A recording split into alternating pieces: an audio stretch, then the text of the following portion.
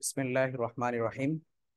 Quranic language কোর্সের আজকের দ্বিতীয় ক্লাসে সবাইকে স্বাগত জানাচ্ছি। আজকের ক্লাসের বিষয় হচ্ছে ইসেম, কালিমার একটি গুরুত্বপূর্ণ প্রকার ইসেম, এর পরিচয় এবং ইসেম গুলো আমরা কিভাবে চিনব। কিছু চিহ্ন আছে যে চিহ্নগুলো দেখলে চেনা যাবে যে এগুলো ইসেম, ইসেম জাতীয় শব্দ। এগুলো আমরা চিনব, বা নামবাচক, বিশেষ্য, বিশেষণ, সর্বনাম জাতীয় শব্দ। এগুলো আমরা চেনার যে উপায়গুলো, এগুলো আজকে আমরা জানবো ইনশাল্লাহ আজকের ক্লাসে। এবং ইসেমের আরেকটু বিস্তারিত পরিচয় আমরা জানবো ইনশাআল্লাহ।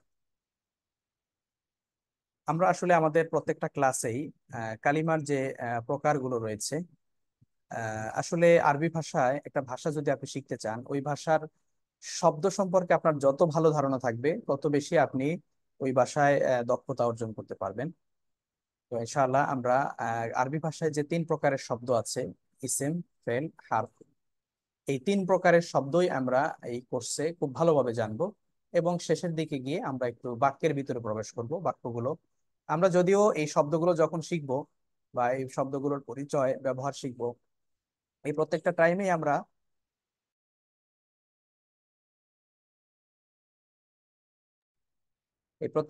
আমরা এই শব্দগুলোকে আমরা বাক্যে ব্যবহার করে দেখব, কোরআনের আয়াতে প্র্যাকটিস করে দেখব। অর্থাৎ আমরা শব্দ শেখার পাশাপাশি আমরা বাক্যের অনুশীলনও কিন্তু আমরা প্রবেশ করবো ইনশাআল্লাহ। তো আজকের ক্লাসে আমরা আসলে কি শিখবো বা আমাদের কি অ্যাসাইনমেন্ট হবে, এগুলো আমরা একটু দেখে আসি। আমরা এক নাম্বার ইসেমের পরিচয় দিতে পারবো। দুই নাম্বার বিভিন্ন প্রকারের ইসেম সম্পর্কে ধারণা লাভ করব। আর বিভিন্ন সূরা বা আয়াত থেকে ইসেম নির্ণয় করতে পারবো। তো এই তিনটা কাজ যদি আমরা আজকের ক্লাস শেষে পারি, তাহলে আজকের ক্লাসের আমাদের যে শিখন ফলটা এটা সম্পন্ন হয়েছে বলে আমরা ধরে নিব ইনশাআল্লাহ।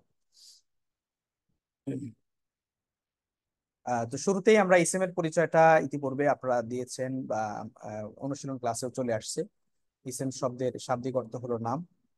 তো যে শব্দ দ্বারা কোনো ব্যক্তি, প্রাণী, বস্তু, স্থান, জাতি, বিষয়, গুণ, কাজ ইত্যাদির নাম বোঝায় তাকে ইসেম বলে। অর্থাৎ যত ধরনের নাম আছে পৃথিবীতে, আল্লাহ তাআলা বলছেন ও আল্লামা আদামাল আসমাআ কুল্লাহা। আল্লাহ তাআলা আদম আলাইহিস সালামকে সকল কিছু নাম তিনি শিক্ষা দিয়েছেন। অর্থাৎ ইসেমটা একটা ব্যাপক বিষয়। এটা সৃষ্টির শুরু থেকে বা আল্লাহ রাব্বুল আলামিনের যেই বিষয়গুলো, যেই শব্দগুলো তিনি তার আলামুল, যেগুলো এই পৃথিবী সৃষ্টির আগে থেকেই আছে, সেগুলো সহ আদম আলাইহিস সালামকে যা শিক্ষা দিয়েছেন এই সবকিছুই কিন্তু ইসেমের অন্তর্ভুক্ত, বা যত নাম আছে সবই ইসেম। এই জন্য ইসেমটা একটু ব্যাপক। ইসেম বলতে আমরা সাধারণত ইসমুন শব্দের অর্থই নাম। যেমন আমরা বলি বিসমিল্লাহির রহমানির রহিম, ওখানে একটা ইসেম শব্দ আছে বিসমি। হ্যাঁ, এই যে ইসমুন, বাটা হরফ, আর ইসেম একটা শব্দ। এই ইসেম মানে রহিম। নাম, মানে আল্লাহর নামে, পরম করুণাময় অসীম দয়ালু আল্লাহর নামে শুরু করছি। ওই যে ইসেমের সাথে আপনার পরিচয় কিন্তু আগে থেকেই আছেন। হ্যাঁ, আবার আরবিতে প্রশ্ন করা হয় মাসমুকা, মা ইসমুকা, এটাকে মিলিয়ে পড়লে মাসমুক, তোমার নাম কি, মা ইসমুকা, এইভাবে বলে আরবিতে। তো এগুলো হচ্ছে নামবাচক শব্দ। যে কোনো ধরনের নাম এগুলো ইসেম হিসেবে গণ্য হবে। সেটা কাজের নামও হতে পারে, যেমন আমি বললাম খাওয়া, যাওয়া, পড়া, এগুলো ইসেম। কেন ইসেম? কারণ এগুলো সরাসরি কোনো কাজ বোঝাচ্ছে না। যখন ফেল তখনই হবে, বা ক্রিয়া তখনই হবে যখন কোনো কালের সাথে সম্পৃক্ত হবে, অথবা সেটা হতে পারে অতীত কাল, বর্তমান কাল।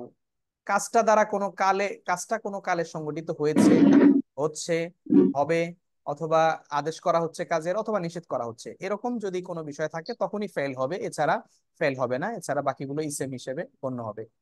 তো সেই হিসাবে খাওয়া দাওয়া পড়া লেখা এগুলো সবই কাজ, কিন্তু এগুলো ইসেম জাতীয় শব্দ।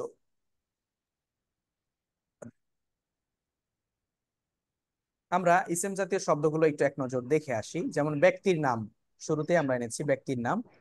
যেমন ইব্রাহিম, কোরআনে আছে ইব্রাহিম, ইব্রাহিম নবীর নাম। মূসা আলাইহিস সালাতু ওয়াস সালামের নাম মূসা, জায়েদ। তো এগুলো হচ্ছে নামবাচক ব্যক্তির নাম। এরপরে প্রাণীর নাম। হ্যাঁ, এগুলো আপনি একটু মুখস্থ করবেন, এখানে বেশিরভাগ শব্দই কোরআনে আছে। যিবুন মানে নেকড়ে বা বাঘ। ওই যে ইউসুফ আলাইহিস সালাতু ওয়াস সালামকে যখন বাঘে খায় তখন বলে আকালাহু যিব, তাকে বাঘে খেয়েছে, নেকড়েতে খেয়েছে। তো এই যিবুন মানে নেকড়ে। বাবুন মানে দরজা। মক্কা, আচ্ছা, আমরা সেই প্রাণীর নামের ভিতরে আছে কোরআনে, যেমন দেবুন আছে, বাকারাতুন আছে, জামালুন আছে, এগুলো কোরআনে ব্যবহার আছে। জামালুন মানে উট, বাবুন বস্তুর নাম, বাবুন দরজা, নাজমুন তারকা, কুরসিয়ুন চেয়ার। হ্যাঁ, এগুলো হচ্ছে বস্তুবাচক শব্দ। এরপরে স্থানের নাম মাক্কা, মাক্কা মানে হলো এটা মক্কা নগরী, এটা মাক্কা, একটা জায়গা। মিশর। মেস, মেস মানে মিশর। মিশর, বা মিশর। একটা দেশের নাম মিশর মিশর। বোঝায়। মসজিদুন মসজিদ, এটা মসজিদ। আমরা চিনি। মসজিদ। ইনসান মানে হুম। হচ্ছে মানুষ, এটা ইনসান। মানুষ জাতি। মানুষ। জিন। জিন, একটু আমরা সাউন্ড জিন। না করি, মিউট করে হুম। রাখি কাইন্ডলি। কারো কারো আনমিউট আছে, আপনি পড়েন, তবে মিউট করে পড়েন, তাহলে আশা করি সহজ হবে ইনশাআল্লাহ। আর এটা যেহেতু রেকর্ড যাচ্ছে, আপনি কথা বললে ওই সাউন্ডটা, ওই পরবর্তীতে এই রেকর্ডটা সবাই শুনবে, আপনার কথাগুলো শুনবে। জি। তাহলে এখানে আমরা দেখি, এটা দেখলাম ইনসান মানুষ মানে মানব জাতি বা মানুষ, জিন জিন জাতি, তয়ির পাখি বা পাখি জাতীয় যা আছে তয়ির। এরপরে বিষয়ের নাম যেমন আইল, এটা হচ্ছে জ্ঞান, দারসুন পাঠ বা পড়া। এরপরে তারিখুন ইতিহাস, হ্যাঁ তারিখ। গুণের নাম সাজাআতুন, এটা বীরত্ব সাহসিকতা যেটাকে বলি, বীর। সুজা, আরবিতে সুজা শব্দের অর্থ বীর, সেখান থেকে সাজা মানে বীরত্ব, এটা একটা গুণ।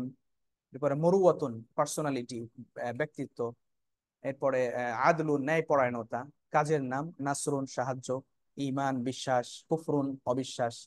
তো এগুলো এই যে নাসরুন, ইমান, কুফরুন, এগুলো যেমন সাহায্য করা, ইমান মানে বিশ্বাস করা, কুফরুন মানে কুফরি করা বা অবিশ্বাস করা। তো এগুলো কাজের নাম। কিন্তু আমি যখন এগুলোকে ফেলে রূপান্তরিত করব, যেমন আমি যদি বলি নাসারা, তখন এটা হবে সে সাহায্য করেছে। আবার ইমানের জায়গায় বলি আমানা, তখন হবে সে ইমান এনেছে। আবার যদি আমরা এখানে বলি কুফরুন দিয়ে কাফারা, সে কুফরি করেছে। মানে এই যখন কোনো কাজের কালের সাথে সম্পৃক্ত হবে, তখন এই ফাইল গুলো বা এই যে শব্দগুলো, এগুলোকে বলা হয় ক্রিয়ামূল বা রুট বলা হয়ে থাকে। মানে এখান থেকে বিভিন্ন ক্রিয়ার উৎপত্তি। হ্যাঁ, এই নাসরুন থেকে অতীতকালের ক্রিয়া হতে পারে, বর্তমান কালের ক্রিয়া হতে পারে, ভবিষ্যৎ কালের ক্রিয়া হতে পারে, আদেশসূচক ক্রিয়া হতে পারে, নিষেধ জাতীয় ক্রিয়া হতে পারে।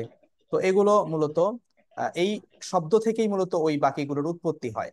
তো এই রুট জাতীয় যে শব্দগুলো আছে, ক্রিয়ার রুট বা মূল উৎস যেগুলো, এগুলো কিন্তু ইসেমের মধ্যে কাউন্ট হবে। তো আমরা এক নজরে মোটামুটি কিছু ইসেমের সাথে পরিচিত হলাম। এরপরে আমরা বিবিধ কিছু ইসেম, এগুলো একটু দেখে আসি। কিছু বিবিধ ইসেম যেমন বিশেষণ জাতীয় শব্দগুলো ইসেম, এটা আমরা একটু আগে দেখেছি। যেমন আলিমুন জ্ঞানী, হুম? যেমন আমরা সময় বলি খালিদুন আলিমুন, খালেদ জ্ঞানী। আবার রজুলুন আলিমুন, জ্ঞানী লোক। হ্যাঁ, রজুল, আরবিতে রজুল শব্দের অর্থ হলো ব্যক্তি, লোক। তো সেখানে রজুলুন আলিমুন বললে জ্ঞানী লোক বোঝাবে। তো মানে এই আলেমটা হচ্ছে ওই লোকটার একটা বৈশিষ্ট্য, একটা সিফাত, গুণ। এরপর করিম, সম্মানিত, যা বলতে পারি রজুলুন করিমুন, সম্মানিত লোক। বা রসুলুন করিম, সম্মানিত রসুল, এভাবে বলতে পারি আমরা। আকবরু, বড়। হ্যাঁ, আকবরু, আল্লাহু আকবার আমরা বলি, আল্লাহ তাআলা বড়। হ্যাঁ, এই আকবার সবচেয়ে বড়। তো এই সবগুলোই হচ্ছে বিশেষণ জাতীয় শব্দ বা গুণ জাতীয় শব্দ। এরপরে সর্বনাম জাতীয় শব্দগুলো ইসেমের মধ্যে কাউন্ট হবে। সর্বনামগুলো কি? বাংলা ভাষায় আমরা বলি সে, তারা, তুমি, তোমরা, আমি, আমরা, তার, তাদের, তোমার, তোমাদের, আমার, আমাদের। হ্যাঁ, আমাকে, তোমাকে, তাকে, তাদেরকে, এই যে শব্দগুলো ব্যবহার করি আমরা বাংলা ভাষায়, এই সবগুলোই হচ্ছে সর্বনাম জাতীয় শব্দ। যেমন আরবিতে এগুলো আছে, আপনারা একটু আগে পড়েছেন, হুয়া মানে সে, আন্তা মানে তুমি, আনা মানে আমি। এগুলো সবই সর্বনাম জাতীয় সকল শব্দই আহ ইসমের মধ্যে কাউন্ট হবে। আর আরবি ভাষায় ব্যাপক পরিমাণে সর্বনাম ব্যবহার হয়েছে। শুধু আরবি নয়, বাংলা ভাষায় আমরা যে কথাগুলো বলি, প্রত্যেকটা কথার ভিতরেই বা আমরা বলতে পারি বেশিরভাগ কথাতেই আমরা এই সর্বনাম জাতীয় শব্দের কিন্তু ব্যবহার করে থাকি। এরপর আমরা দেখি ইশারাবাচক শব্দ, এগুলো ইসেম। যেমন হাযা মানে এই, যেমন আমরা অনেক সময় একটা ঘড়ি বা একটা মোবাইলের দিকে বলি এটা একটা ঘড়ি, বা এটা একটা মোবাইল। হাযা জাওয়ালুন, আরবিতে জাওয়ালুন শব্দের অর্থ হলো মোবাইল। আমরা বলি হাযা জাওয়ালুন, অথবা বলি হাযা মসজিদুন, এটা একটা মসজিদ। যালিকাল কিতাবু, ওই কিতাবটি। হ্যাঁ, আবার উলাইকাল মুফলিহুন, ওই সকল সফল কামগণ। বা ওরাই হচ্ছে সফল কাম, এরকম আমরা বলি উলাইকা।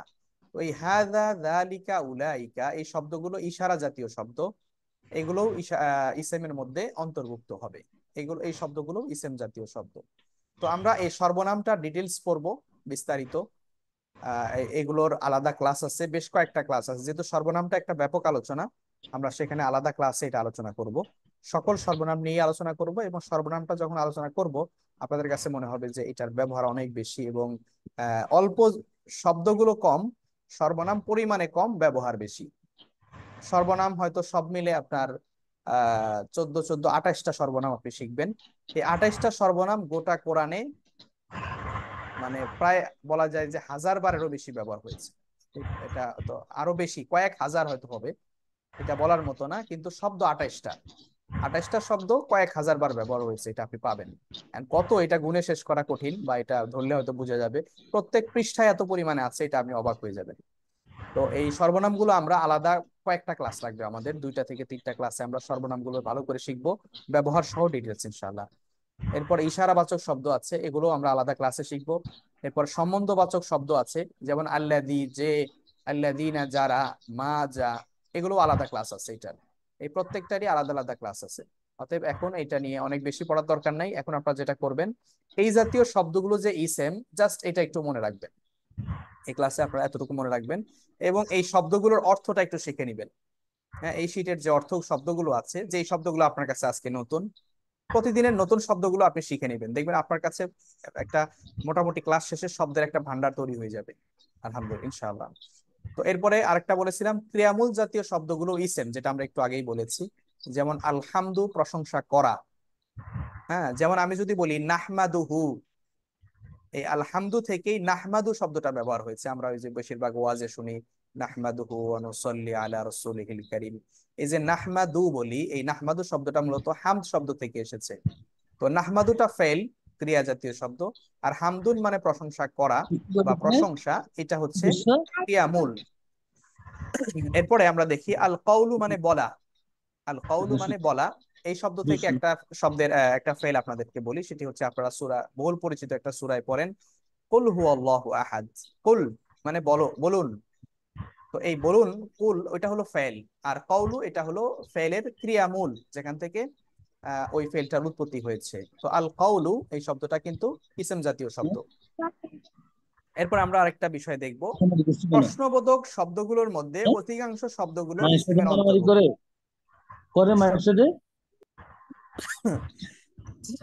প্রশ্নবোধক শব্দগুলোও কিন্তু ক্রিয়ামূল ইসমের অন্তর্ভুক্ত। যেমন আমরা বাংলা ভাষায় প্রশ্ন করে থাকি কিছু শব্দ দিয়ে, কি, কেন, কিভাবে, কোথায়, কখন, এই যে শব্দগুলো, এগুলোকে বলা হয় প্রশ্নবোধক শব্দ। আরবি ভাষায়ও এগুলোর শব্দ আছে, এগুলোর ব্যবহার আছে। যেমন কাইফা, কাইফা মানে কিভাবে। আপনারা একটা শব্দ হয়তো সবাই পরিচিত আছেন, আরবিতে বলে কাইফা হালুকা, আপনি কেমন আছেন। তো এই যে কাইফা মানে হলো কেমন বা কিভাবে। হ্যাঁ, আইনা, যেমন আইনা তাসকুনু, আপনি কোথায় থাকেন, আইনা তাসকুনু। তো এই যে আইনা মানে কোথায়। মান, মান মানে কে, যদি বলা হয় মান হুয়া, তিনি কে। মান আনতা, আপনি কে। এই যে মান, কে বা কারা, এটা প্রশ্নবোধক শব্দ। এরপর হাল, হাল মানে কি।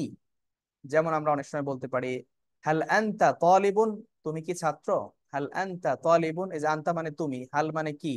হাল আনতা তালিবুন, তুমি কি একজন ছাত্র, এবার প্রশ্ন করি আমরা। তো তাহলে এখানে আমরা দেখলাম যে আরবি ভাষায় যে প্রশ্নবোধক শব্দগুলো রয়েছে, এর বেশিরভাগই শব্দই কিন্তু ইসেমের অন্তর্ভুক্ত।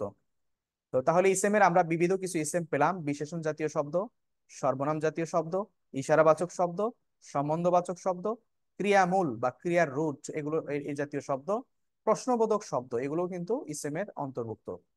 প্রশ্নবোধক সব শব্দই নয়, বেশিরভাগ। কোনগুলো হরফ সেটা আমরা পরে জানবো ইনশাআল্লাহ। তো হরফেরই আলাদা ক্লাস হবে, ফেলের আলাদা ক্লাস হবে। এখন আমরা ইসেম সম্পর্কে আগে প্রাথমিকভাবে ইসেমের প্রকারগুলো নিয়ে আমরা আগে শিখবো। এরপরে আমরা হরফগুলো শিখবো, এরপরে আমরা ফেলের শিখবো শেষের দিকে গিয়ে, ইনশাআল্লাহ।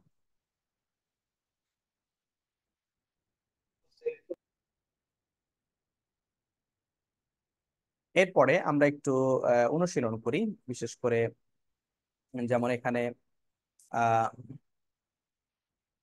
আচ্ছা, এখানে মনে হয় একটু মিসিং হচ্ছে।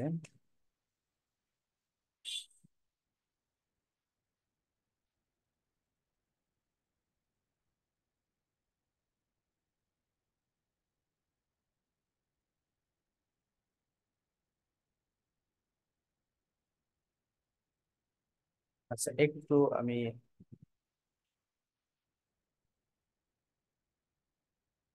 একটু আমি এক মিনিট একটু আপনারা একটু লাইনে থাকেন, আমি একটু করে আসছি।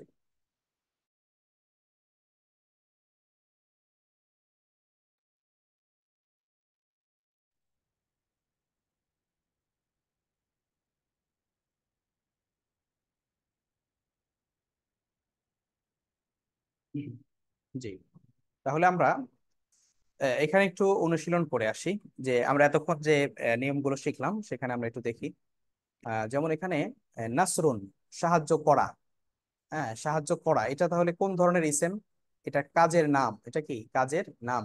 নাসরুন, সাহায্য করা। হুয়া, এটা কি? হুয়াটা এটা হচ্ছে সর্বনাম। এরপরে আল বাইতু, হ্যাঁ, বাড়ি বা ঘর, ঘরটি, এটা কিন্তু বস্তুর নাম, যে কোনো একটা বস্তুর নাম। এরপরে আলিমুন, জ্ঞানী, এটা একটা গুণবাচক শব্দ। আল্লাযী, যে বা যিনি, এটি হচ্ছে সম্বন্ধবাচক শব্দ। এরপর রসুলুন, রাসূল বা দূত। এটা আপনারা ওই যে আগের পেজটা একটু ভালো করে স্টাডি করে এটা একটু নিজেরা আবার অনুশীলন করবেন। যেখানে অনুশীলন লেখা আছে শীটগুলোতে, এগুলো আপনারা বাসায় একটু ভালো করে অনুশীলন করবেন। এতে করে আপনার যে পড়াটা আছে এটা একটু ভালো হবে ইনশাআল্লাহ, আর একটু মজবুত হবে। আর আমাদের তো সুযোগ থাকে মোটামুটি এক সপ্তাহে 3 দিন ক্লাস হয়, আর বাকি 4 দিন আমরা ফ্রি থাকি।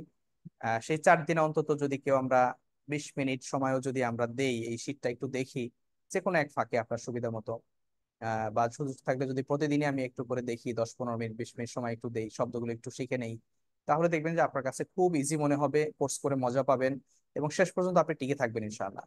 আর যদি এমন করি যে না, ক্লাসে তো আলহামদুলিল্লাহ বুঝতেছি, এই ক্লাসের বোঝাটাই যদি আপনার কাছে মনে হয় যে এটা যথেষ্ট, তাহলে আপনি ক্লাসে বুঝবেন, ক্লাস শেষে আপনাকে জিজ্ঞেস করলে হয়তো বা পারবেনও, কিন্তু এটা আপনার স্টে করবে কম, মানে এটা আপনার মজবুত হবে কম পড়াটা। তো এই জন্য আমার পরামর্শ থাকবে আপনারা অন্তত দিনে 10 থেকে 15-20 মিনিট হলেও আপনি প্রতিদিন একটু শীটটা দেখেন, যে শব্দগুলো আছে এগুলো একটু পড়েন, অনুশীলন করেন, অনুশীলনগুলো দেয়া আছে এখানে, শীটে অনুশীলন আছে, সেগুলো একটু পড়েন, দেখবেন যে ইনশাল্লাহ আপনি শিখবেন। কোর্স শেষে আপনি একটা ভালো অ্যাচিভমেন্ট আপনার হবে ইনশাল্লাহ। তো আমরা এখানে দেখি, এখানে আল্লাযী, যে বা যিনি, এটা সম্বন্ধবাচক শব্দ।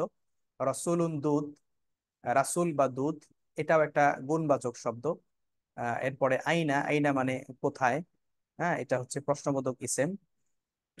এরপরে নাজমুন মানে তারকা, এটা বস্তুর নাম। আল কওলু, এটা বলা, মানে কথা বলা অথবা বলা, এটা ক্রিয়ামূল বা কাজের নাম। ইব্রাহিম, এটা একজন ব্যক্তির নাম, এটা নবীর নামও হতে পারে, আবার কারো ব্যক্তিগত নামও হতে পারে। আহাদুন মানে একক, এটাও একটা গুণবাচক ইসেম, এটা আল্লাহর শান, এটা ব্যবহার করা হয়। আল্লাহু আহাদ, আল্লাহ হচ্ছেন একক, আহ অদ্বিতীয়। তো যালিকা, যালিকা মানে ওই, এটা ইশারা করার জন্য ব্যবহার হয়। এরপরে আনা, আমি, এটা সর্বনাম জাতীয় শব্দ। এরপরে মাক্কা, এটা একটা জায়গার নাম বা স্থানের নাম। তাহলে মোটামুটি আপনি এখান থেকে কিন্তু প্রত্যেকটা বিভিন্ন প্রকারের ইসেম সম্পর্কে একটা অনুশীলন আপনি করতে পারবেন এটা দেখে। এবার আমরা একটু দেখবো ইসেমের আসলে বৈশিষ্ট্য কি, মানে ইসেমের প্রত্যেকটা জিনিসের কিছু বিশেষত্ব থাকে। তো ইসেমের কিছু বিশেষত্ব আছে, বৈশিষ্ট্য আছে। সেগুলোর ভিতরে 1 নাম্বার হচ্ছে স্বাধীনভাবে অর্থ প্রদান করে। অর্থাৎ ইসেম এমন একটা কালিমা বা শব্দ যেটা নিজের অর্থ নিজেই প্রকাশ করে। যেমন আপনি যদি বলেন মসজিদ, এটা একটা ইসেম, নামবাচক শব্দ, জায়গার নাম। আপনি মসজিদ শব্দটা শোনার পরে বুঝবেন এটা পূর্ণ অর্থ দিয়েছে, মানে এটা বোঝার জন্য অন্য কোনো শব্দের প্রয়োজন নেই। আমরা যদি বলি দাকা, এই যে ডাকা, বা মাক্কা, এই যে শব্দগুলো যদি বলি, যদি বলি আনা, আমি, তাহলে এই শব্দ দ্বারাও কিন্তু অস্পষ্ট থাকে না যে আমি, এটা কে বা কি সমাচার। এটা আমি বললে এটা পরিষ্কার বোঝা যায় যে এটা আমি একটা সর্বনাম জাতীয় শব্দ ব্যবহার করেছি, নিজেকে বোঝাচ্ছি এরকম। এরপরে দ্বিতীয় বিশেষত্ব হলো কালের সাথে সম্পর্ক রাখে না। অর্থাৎ ইসেমের ভিতরে কোনো কাল পাওয়া যাবে না। অতীত কালের কোনো কাজ, বর্তমান কালের কাজ, কালের সাথে সম্পর্ক থাকে কেবলমাত্র ফেলের, ক্রিয়া জাতীয় শব্দের। কালের সাথে ইসেমের কোনো রিলেশন বা সম্পর্ক নেই। তাহলে মাত্র 2টা বিশেষত্ব আমরা জানলাম ইসেমের। ইসেম হচ্ছে স্বাধীনভাবে নিজের অর্থ নিজে প্রকাশ করে। 2 নাম্বার হচ্ছে কোনো প্রকার কালের সাথে, অতীত, বর্তমান, ভবিষ্যৎ কাল, এগুলো এই ইসেমের মধ্যে পাওয়া যাবে না। হ্যাঁ, এটা 2টা হলো বিশেষত্ব। এরপর আমরা চলে যাব, ইসেম চেনার কিছু উপায় আছে, যে আপনি একটা শব্দের চেহারা দেখে আপনি বুঝবেন যে এটা ইসেম। এরকম কিছু চিহ্ন আমরা এখানে এখন শিখবো। এই শব্দগুলো, এই চিহ্নগুলো খুবই গুরুত্বপূর্ণ বা অনেক বেশি গুরুত্বপূর্ণ, এগুলো একটু মনে রাখতে হবে। শুরুতে আসি আমরা, কোনো কিছুর নাম হওয়া, এটা আমরা জেনেছি প্রথমেই, যে যে কোনো কিছুর নাম এটা ইসেম। তো আপনি যখনই বুঝবেন নাম জাতীয় শব্দ, এটা ইসেম। 2 নাম্বার হচ্ছে শব্দের শুরুতে আলিফ লাম থাকা। কোন শব্দের শুরুতে যখন অতিরিক্ত আলিফ লাম থাকবে, আলিফ এবং লাম, সাধারণত আলিফ লাম আহ থাকলেই সেটা অতিরিক্ত হিসেবেই বেশিরভাগ ক্ষেত্রে ব্যবহার হয়। যেমন এখানে একটা শব্দ আছে ফাতহুন, এর শুরুতে আলিফ লাম যোগ করলে এটা হয় আল ফাতহু। হ্যাঁ, ওই সূরা নাসরের ভিতরে আমরা পড়েছি ইদা জাআ নাসরুল্লাহি ওয়াল ফাতহু। তো এই যে আল ফাতহু, এই যে শব্দটা, এই ফাতহুন শব্দের শুরুতে একটা আলিফ লাম যুক্ত করলে এইভাবে এটা লেখা থাকে আল ফাতহু, এরকম থাকে। এরপরে হামদুন, এই যে হামদুন শব্দটা, হামদুন মানে প্রশংসা, ফাতহুন মানে বিজয় বা খোলা। তো হামদুন মানে প্রশংসা, এই শব্দটার শুরুতে যদি আপনি আলিফ লাম যুক্ত করেন তখন এরকম দেখাবে আল হামদু, আল হামদু এরকম দেখাবে। তো এরকম আলিফ লাম যুক্ত যত শব্দ আছে সবই সেম। আলিফ লাম যুক্ত যত শব্দ আপনি কোরআনে পাবেন, বহু শব্দ আছে কোরআনে, সবগুলোই সেম। এটা আপনি একটা কমন হিসেবে মনে রাখবেন। আর আলিফ লাম যুক্ত শব্দের শেষে কখনো তানবিন হয় না।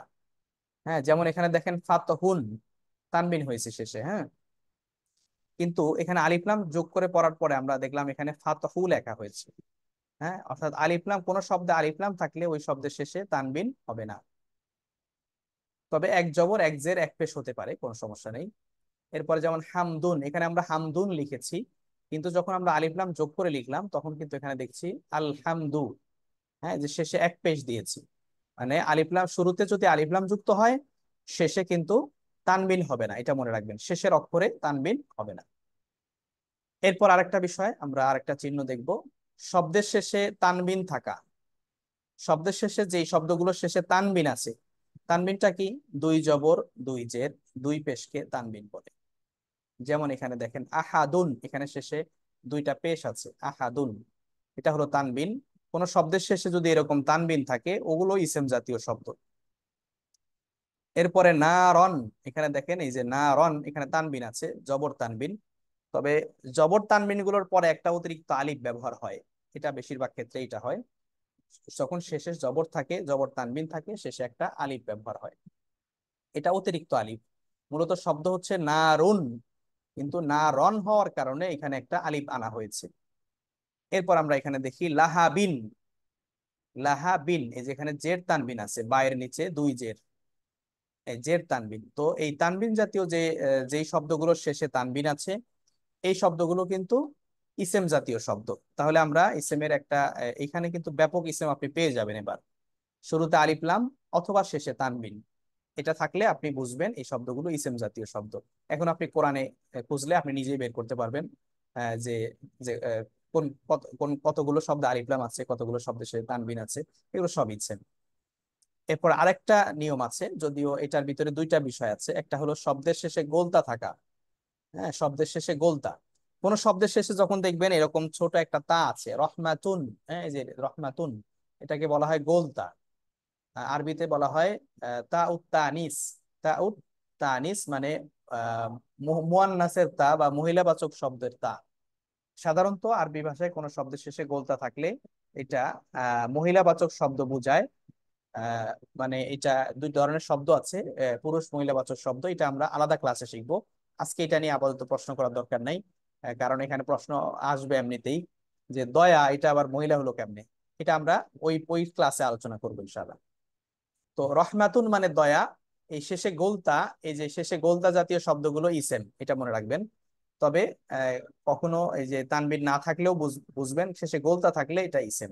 সাজারাতুন মানে গাছ, এই গাছ এটাও কিন্তু আহ শেষে গোলতা আছে, এটাও ইসেম।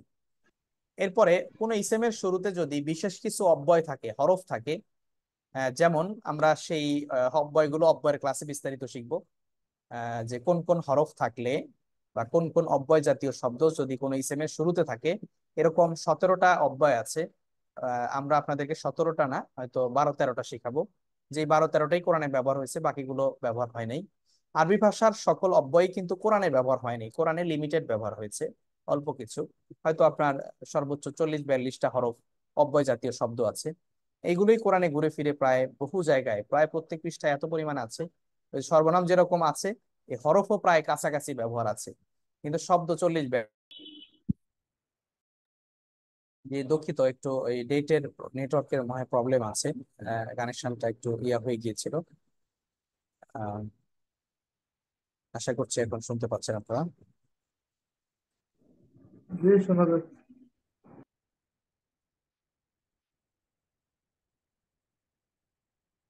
আমরা ইসেম চেনার উপায় নিয়ে আলোচনা করছিলাম।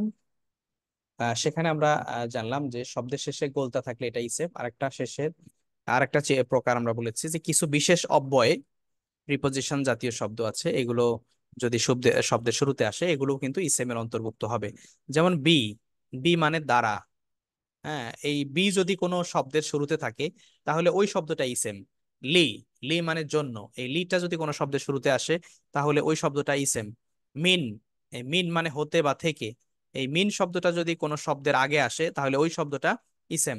ফি মানে মধ্যে, এই ফি শব্দটা যদি কোনো ফির পরে যদি কোনো শব্দ থাকে তাহলে ওই শব্দটা কিন্তু ইসেম। এটা আমরা জানলাম। আমরা একটু অনুশীলন করলে আরেকটু ক্লিয়ার হয়ে যাবে ইনশাআল্লাহ। যেমন এখানে দেখেন, আহ ইসমুন, হ্যাঁ শব্দটা হলো ইসমুন। ইসম শব্দটা নিজেই ইসেম। এর শুরুতে এই যে বি আসছে, বি, বিসমি। হ্যাঁ, বিসমি। তো এখানে এই যে বিসমি, বি যুক্ত হওয়ার কারণে এই ইসেম শব্দটা, এটা কিন্তু একটা ইসেম শব্দ। এরপরে মিন, হ্যাঁ মিনের পরে যদি আমরা শয়তান লিখি, যেমন মিনাশ শাইতানির রাজিম কোরআনে আসছে, আউযু বিল্লাহি মিনাশ শাইতানির রাজিম, তাহলে মিনের পরে যে শব্দটা থাকবে ওই শব্দটাও ইসেম। এরপরে বিল্লাহি, এই যে বিয়ের পরে আল্লাহ শব্দ আসছে, আল্লাহ শব্দটা লফজুল জালালা, এটা ইসেম। এরপরে লিল্লাহি, হ্যাঁ লিল্লাহি, এই যে লি যখন এই যে আল্লাহ শব্দ শুরুতে আসে তখন এভাবে লেখা হয় লিল্লাহি। হুম, তো এই লি এর পরে শব্দটাও কিন্তু ইসেম। যেমন রজুলুন, এর শুরুতে যদি আমরা লি দেই, লি রজুলিন মানে লোকটির জন্য। হ্যাঁ এভাবে হয়। যেমন বি, কিতাব মানে কলামুন মানে কলম, আমি যদি বলি বিল কলামি কলম দ্বারা, তাহলে যে বি আছে ওখানে শুরুতে। তো এভাবে কোনো ইসেমে কোনো শব্দের শুরুতে যদি বিশেষ কিছু হরফ, এটা 17টা হরফ আছে, এই হরফগুলো যদি আসে তাহলে ওই শব্দটা ইসেম হিসেবে গণ্য হবে।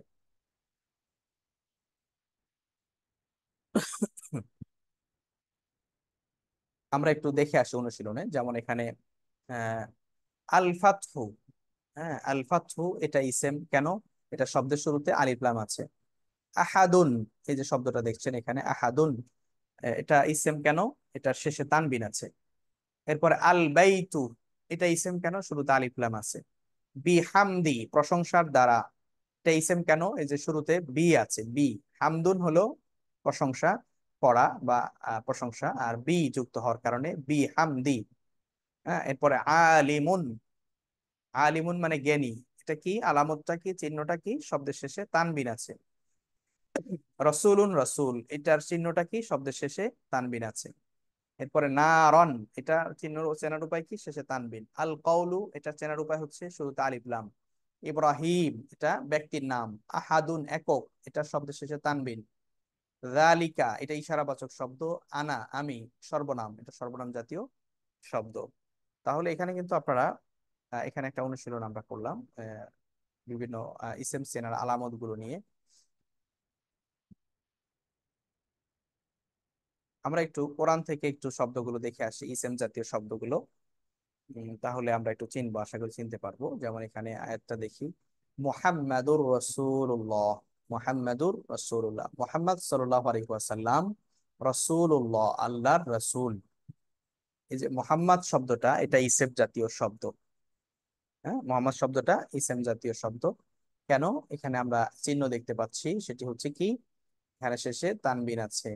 এরপরে রসুল্লাহি, এই রসুল শব্দটাও কিন্তু ইসেম, রসুল মানে রাসূল। এটা আমরা গুণবাচক শব্দ বলতে পারি, আবার নামবাচক শব্দ বলতে পারি। আবার আল্লাহি, এটা কিন্তু সাধারণত আপনাদের একটা নিয়ম বলি, কোন শব্দের শেষে যদি জের থাকে বেশিরভাগ ক্ষেত্রে ওই জের ওয়ালা শব্দগুলো ইসেম হয়। কোন শব্দের শেষে যদি জের থাকে তো ওই জের বিশিষ্ট বেশিরভাগ শব্দই ইসেম। কিছু ব্যতিক্রম আছে, সেগুলো আমরা শিখবো ইনশাআল্লাহ। তো বেশিরভাগই ইসেম। তো এটাও ইসেম। আবার এটার আল্লাহ শব্দটা ইসেম হওয়ার আরেকটা কারণ হলো এটা একটা নামবাচক শব্দ। আবার শুরুতে আলিফ লাম আছে, এটাও একটা বিষয়। তো সব মিলে এই সবগুলোই কিন্তু ইসেম জাতীয় শব্দ।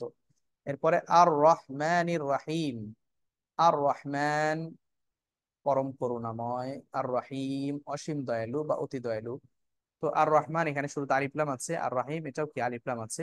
তো এটাও কিন্তু ইসেম জাতীয় শব্দ। এরপরে কুল। কুল মানে বলুন। হু আল্লাহু আহাদ। হুয়া মানে তিনি, আল্লাহ মানে আল্লাহ, আহাদ মানে এক বা একক। বলুন তিনি আল্লাহ এক বা একক। তো এখানে এই কুল শব্দটা হলো ফেল। এটা বলুন, এটা অর্ডার করা হচ্ছে, আদেশ করা হচ্ছে। আদেশ নিষেধ অতীত বর্তমান ইত্যাদি বুঝাইলে তখন সেটা ফেলের অন্তর্ভুক্ত। এরপর আমরা দেখি হুয়াটা আমরা জানি সর্বনাম, তিনি সর্বনাম জাতীয় শব্দ। এরপর আল্লাহু এটা তো আমরা জানি ইসেম। আহাদুন এটা শেষে তানবিন আছে, এই যেটা ইসেম। এরপর আল্লাহুস সামাদ। সামাদ মানে অমুখাপেক্ষী, মানে যার কোনো কারো কাছে কোনো নিড বা প্রয়োজন নেই তাকে বলা হয় সামাদ। তো আল্লাহু এটা হচ্ছে এটা ইসেম, এটা আমরা জানি। আস-সামাদ এটাও ইসেম, কেন? শুরুতে আলিফ লাম আসছে। আস-সামাদ অমুখাপেক্ষী। এরপর আমরা দেখি এখানে ইদা জাআ নাসরুল্লাহি ওয়াল ফাতহ। ইদা এটা একটা আহ এটা ইসেম নয়, এটা হরফের ভিতরে বা সহায়ক শব্দের ভিতরে আমরা শিখবো। এরপরে জাআ এটা হচ্ছে ফাইল জাতীয় শব্দ। জাআ মানে এসেছে বা আসে। নাসরুল্লাহ আল্লাহর সাহায্য। হ্যাঁ, নাসরুল্লাহি আল্লাহর সাহায্য যখন আসে। তো এই যে নাসরু, আরেকটা নিয়ম আপনাদেরকে বলি, সেটা হচ্ছে এটা, এগুলো একটু ছোট ছোট নোট রাখতে পারেন আপনাদের কাছে। কিছু নিয়ম আসবে পরে, মানে এই নিয়মগুলো পরে আলোচনায় আসবে, কিন্তু আপনাদের বোঝার সুবিধার্থে একটু অ্যাডভান্স কিছু বিষয় বলে রাখছি। যেমন নাসরুল্লাহি, কোন ইসেমের শেষে যখন জের থাকে, এর আগে সাধারণত হরফ থাকে অথবা কোনো ইসেম থাকে। ইসেমের আগে যদি কোনো শব্দের শেষে যদি জের থাকে তাহলে তার আগে সাধারণত ইসেম অথবা হরফ থাকে। তো হরফ তো লিমিটেড, ওটা আমরা চিনবো। হরফগুলো শিখলে আমরা বুঝবো যে এগুলো হচ্ছে হরফ আর বাকিগুলো ইসেম, এটা হলো বোঝা যাবে। তো জেরওয়ালা শব্দের আগে সাধারণত ইসেম অথবা হরফ বসে, এটা মনে রাখলে হবে। তো এখানে নাসরুন শব্দটা আমরা জানি, নাসরু মানে হলো সাহায্য করা। তো এটাও হলো ইসেম। আর নাসরুল্লাহি এটাও আল্লাহ শব্দটা ইসেম। ওয়াল ফাতহু এটাও কিন্তু ইসেম, কেন? আলিফ লাম আছে শুরুতে। তাহলে মোটামুটি আমরা আজকের ক্লাসে কিন্তু এই ইসেম জাতীয় শব্দের পরিচয়, প্রকার এবং আলামত সহ এগুলো আমরা শিখলাম। আল্লাহ তাআলা আমাদের আহ, কোরআন থেকে সঠিক জ্ঞান অর্জন করার তৌফিক দান করুন। কোরআনের অনুবাদ অর্থ বুঝার তৌফিক আমাদেরকে দান করুন, আমিন। এবার কোনো প্রশ্ন আছে কিনা, কারো প্রশ্ন থাকলে আহ প্রশ্ন করতে পারেন, অসুবিধা নেই। জি, আসসালামু আলাইকুম। আমাদের মূল মানে আমার এটা ক্লাসটা আসলে এখানেই শেষ। এখন প্রশ্ন না, এটা প্রশ্নোত্তর আমার পর্ব, যদি কারো কোনো জানার বিষয় থাকে। মামুন ভাইয়ের কাছে। মানে আমার একটা প্রশ্ন যে, মানে আমরা দেখা যায় কি আমাদের ক্লাসের মাঝখানে অনেকে আপনি আনমিউট হয়ে যায়। সাউন্ডটা একটু আস্তে শোনা যাচ্ছে, একটু জোরে বলতে হবে। জি জি। মানে আমার যে বিষয়টা এটা ইয়া কাছে আমাদের